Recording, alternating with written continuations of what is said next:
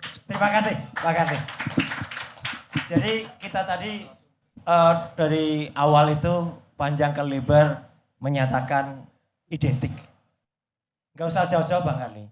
Daripada definisi lain-lain, kita baca saja definisi dari KBBI. Kamus Besar Bahasa Indonesia, arti dari identik adalah sama benar, tidak berbeda sedikit pun, identik juga berarti sama dan sebangun. Singkatnya, identik berarti sesuatu yang sama persis atau memiliki kemiripan yang sangat dekat hingga pada hakikat sama. Penjelasannya bisa juga dibuktikan dengan persentase identik. Itu clear. Ini KBBI. Ya, artinya ini adalah gold standard yang harus kita ikuti. Sekarang coba kita lihat kemarin penjelasan dari Bareskrim. Ya gitu. Mungkin bisa ditampilkan ketika ada sebuah fotokopi ijazah yang itu disebut-sebut ijazahnya Jokowi, ya. Mungkin bisa ditampilkan. Nah, ini satunya lagi. Yang ada fotokopinya. Ternyata masyarakat diminta untuk percaya dalam tanda kutip bahwa yang ditunjukkan adalah ini. Narasinya identik.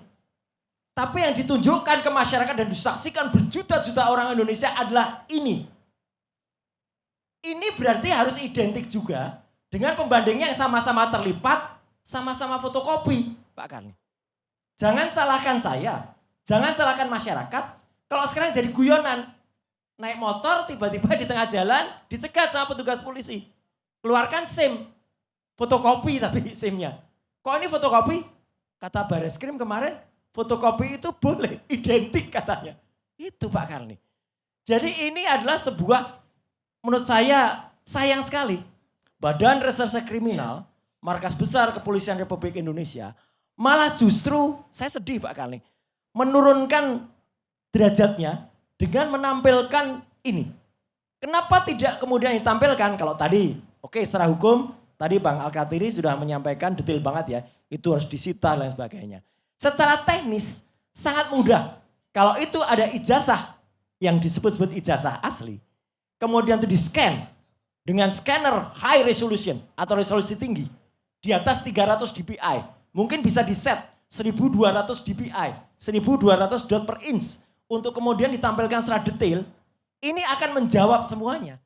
Kalau saja mau lebih baik, Pak Dirtipidum pegang langsung ijazahnya Pak Karni.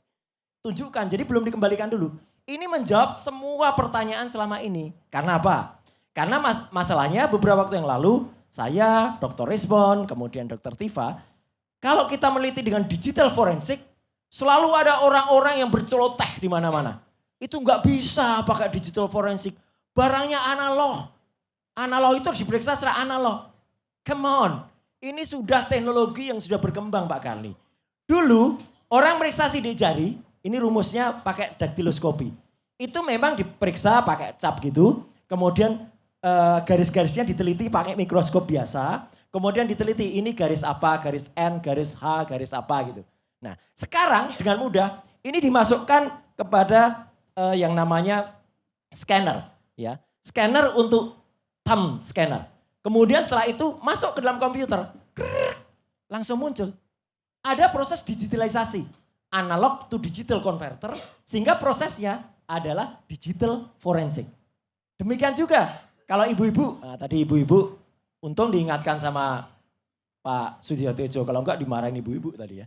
Ibu-ibu itu misalnya dulu kalau punya hamil Pak Karni, itu dites kalau dulu dokter zaman dulu itu ngetesnya pakai stetoskop saja.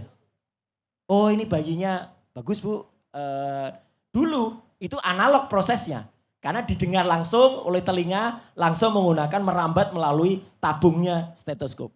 Oke. Sekarang Pak Karni pakai alat namanya USG. Itu digital enggak? Digital. Ultrasonografi bahkan berkembang sampai ke 4D sekarang. Bahkan tampil gambarnya di layar. Kadang-kadang malah dokternya bercanda. Bu ini dadah ke bayinya ya. Bayinya lagi senyum itu gitu. Dadah. Color gambarnya. Apakah itu enggak boleh? Proses mata itu boleh Pak Karni. Jadi sebenarnya pemeriksaan secara digital forensik. Apa yang kami lakukan? Error level analysis. Kemudian juga face recognition, face comparison. Itu adalah clear. Itu adalah sign. Dan itulah bukti bahwa hasil sains itu adalah fake or not fake.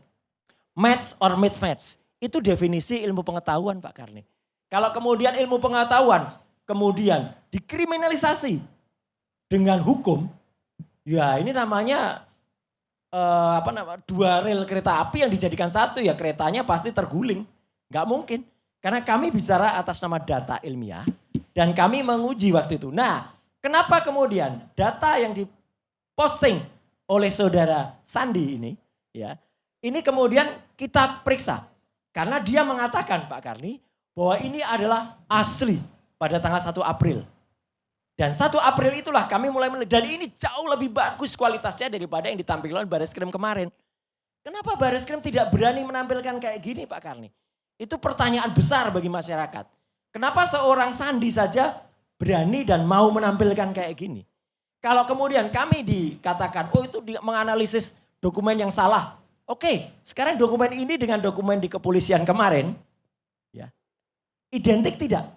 Mungkin bisa dikatakan, oh ini ada identiknya, hanya tidak berwarna. Ada yang separuh warna, ada yang ditanda tangannya gini. Oke, itu bisa dicek. Mesin identifikasi itu akan membaca berapa persen Pak Karni identiknya. Tadi yang katakan Pak Alkat ini betul. Kalau proses identik itu adalah misalnya dengan ijazah yang lain. Misalnya Jokowi 1120. Kemudian yang diuji misalnya yang sudah kami uji 1117 atau 1115. Itu pun nggak identik Pak Karni. 1115 dengan 1117. Ini hasil pemeriksaan dari sahabat kita di ITB. Saya belum sebutkan namanya ya, dari elektronik bangsa. Itu identik. 1115, 1117 identik. Itu lulusan Fakultas Kehutanan tahun 85.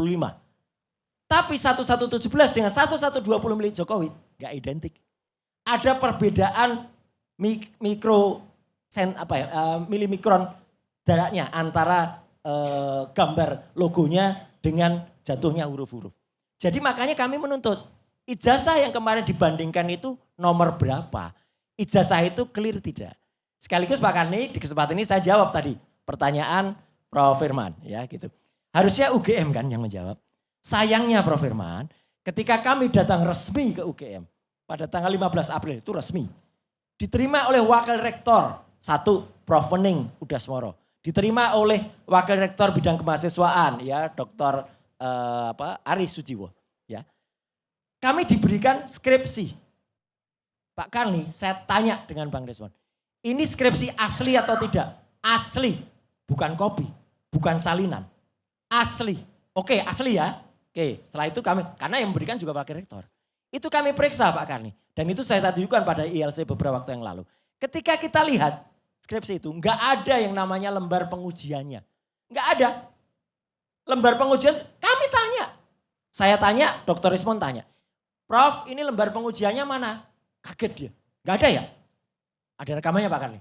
Dia bilang itu kaget. Semua terdiam. Tiba-tiba ada seseorang bilang, punya saya ada. Namanya Samiruddin Barurito. Mau ditunjukkan ke kami pun waktu itu Prof. Wening masih bertanya, ingat gak Pak Rismon? Izin dulu pada pemiliknya. Boleh enggak itu? Kami izin untuk memotret. Dan itulah ternyata setelah kami lihat, memang ada lembar pengujiannya. Bukan milik Jokowi, milik Samiruddin. Tapi itulah terjadi kesalahan juga yang kami ketawa. Karena di situ tertulis tesis, bukan skripsi. Jadi ini sekelas UGM Prof, itu melakukan hal-hal yang menurut kami konyol. Konyol sekali. Dan sampai detik ini Pak Karni, coba cek ke teman-teman produser ALC. Berani nggak UGM itu datang atau minimal Zoom di acara ini? Nggak ada sekalipun, tidak hanya di ALC Pak Karni, di teman-teman TV sebelah yang lain, Rakyat Bersuara, Prime News, di TV yang lain, nggak pernah mau UGM datang. Saya, Dr. Resmond, Dr. Tifa itu lulusan UGM asli Pak Karni. S1, S2 kami UGM. Kami sedih dengan UGM yang sifatnya tidak proper kayak gini Pak Karni. Jadi artinya apa? Kenapa UGM tidak kemudian menjadi gold standardnya? Karena UGM pun tidak bisa memberikan sesuatu yang menenangkan. Bahkan sekarang digugat Pak Karni oleh mahasiswa, oleh BEM, meskipun nggak ada hubungannya. Tapi saya tanya ke teman-teman itu termasuk penjelasan kemarin gitu loh. Oke, ya memang Prof. Ova memang kebetulan lagi kena sial ini Pak Karni. Jadi dia digugat sama mahasiswa, ada mosi tidak percaya kepada UGM Pak Karni. Gitu. Bisa tampilin nggak mosinya nggak percaya kepada UGM? Ya, Nggak usah. nggak usah ya. Oke, ya. Tapi itu jelas ada mosi tidak. Saya sedih Pak Karni. Gitu. Jadi artinya, nah ini muncul ini. Ya, mosi nggak percaya loh kepada UGM. Jadi gimana ini Prof? Gitu. Artinya kita harus percaya kepada siapa? Saya ingin membela UGM Pak Karni dalam hal ini. Tapi kenapa UGM melakukan tindakan tidak proper memberi kami skripsi dengan nama Joko Widodo yang lembar pengesahannya tidak benar, kemudian di situ tanda tangannya diprotes sama putrinya, yang dulu saya katakan, Aida Greenberry di Australia saya mengatakan, ayah saya tahu persis apa yang dia kerjakan. Itu artinya apa? Dia menunjukkan tanda tangannya. Beda banget Pak Karni. Apalagi kalau itu dibaca oleh seorang grafolog. Ya jelas banget. Kemudian nama profesornya aja juga salah. Karena Profesor Ahmad Sumitro, dia mengatakan tanggal segitu ayahku belum profesor. 15 November ketika Jokowi di skripsinya itu menuliskan Profesor Ahmad Sumitro, namanya aja salah Pak Karni, bukan Sumitro. Beliau belum profesor. Karena ayah dari Aida Greenberry baru profesor pada bulan Maret 86. Jadi 4 bulan sesudahnya baru profesor. Kok bisa kalau itu ditulis oleh Joko Widodo, dia menulis Profesor Dr. Ahmad Sumitro. Lagi-lagi yang menarik Pak Karni, ini yang sudah saya katakan juga. Kenapa di belakangnya tidak ada nama Pak Kasmujo? Baru diakui kan akhirnya bahwa Pak Kasmujo adalah bukan dosen pembimbing skripsi. Padahal dulu 2017 seolah-olah itu sebagai dosen pembimbing skripsi. Gitu loh. Enggak pernah, sorry. Pak Jokowi enggak pernah mengatakan Pak Kasmujo dosen pembimbing. Dia mengatakan itu. Belum pernah, Mas. Dia mengatakan. Hati-hati. Anda bisa baca kalimat enggak? Enggak ada. Jadi Pak Jokowi mengatakan berkat Pak Kasmujo saya bisa menyelesaikan skripsi saya. Iya, jadi gini loh. Bolak-balik. Mas pernah skripsi enggak sih? Ya pernah lah, Anda jangan ngomong sembarang ini orang manusia nih. Jadi gini ya, makanya sekarang kita ngomong dulu ya kan.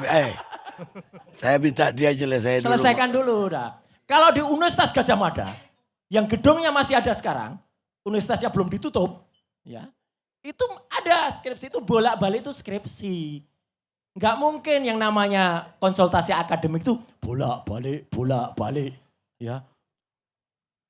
Anu sekali. Galak sekali gitu dia mengatakan gitu. Tapi sekarang Pak Kasmujo terima kasih Bapak sudah lebih lebih bijak sekarang gitu. Dan alhamdulillah memang beliau akhirnya Pak Kasmujo, saya terima kasih Pak Karni. Pak Kasmujo itu sempat saya tampilkan sebagai Bathara Guru kalau wayang ya begitu.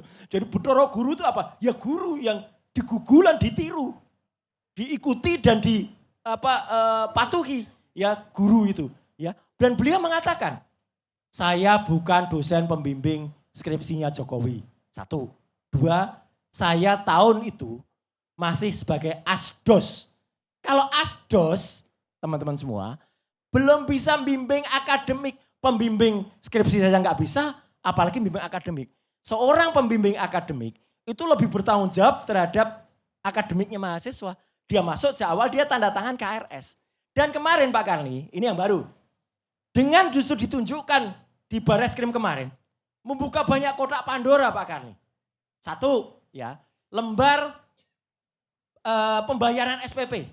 Kalau memang ada, tampilkan dong dari semester 1 sampai semester 10. Enggak ada Pak Karni, hanya sampai semester 4 yang ada. Itu pun aneh tanda tangan dia. Tanda tangannya ganti-ganti, oke lah tanda tangan seseorang bisa ganti-ganti. Yang kedua Pak Karni, ada bukti KKN, katanya KKN. KKN itu tahun ketiga Pak Karni.